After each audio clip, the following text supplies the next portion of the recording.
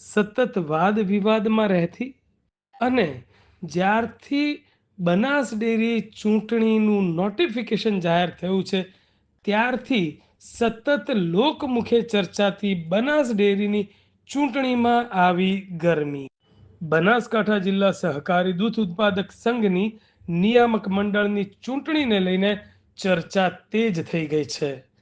આ ચૂંટણી માટે કુલ 16 મતદાર મંડળોમાંથી 50 ઉમેદવારી પત્રો દાખલ થયા, જેમાંથી 35 ઉમેદવારી પત્રો માન્ય ઠર્યા છે, જ્યારે બાકીના ઉમેદવારી પત્રો રદ ગણાયા છે.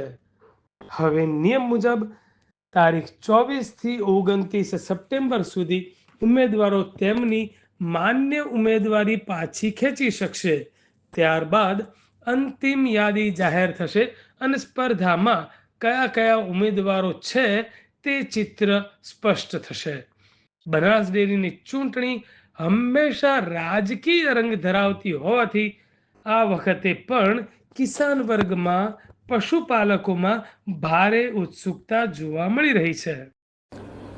બનાસકાંઠા જિલ્લા સહકારી દૂધ ઉત્પાદક સંઘની નિયામક મંડળની ચૂંટણીના અન્વયે આજરોજ ઉમેદવારી પત્રોની ચકાસણી કરવામાં આવી.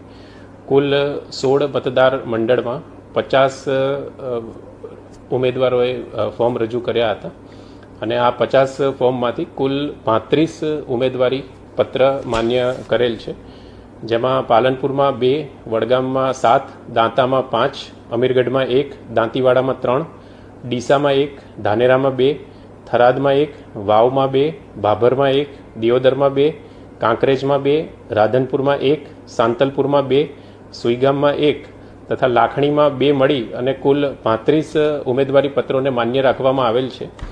માન્ય ઉમેદવારી પત્રો તારીખ 24 સપ્ટેમ્બરથી 29 સપ્ટેમ્બર સુધી પાછા ખેંચી શકાશે.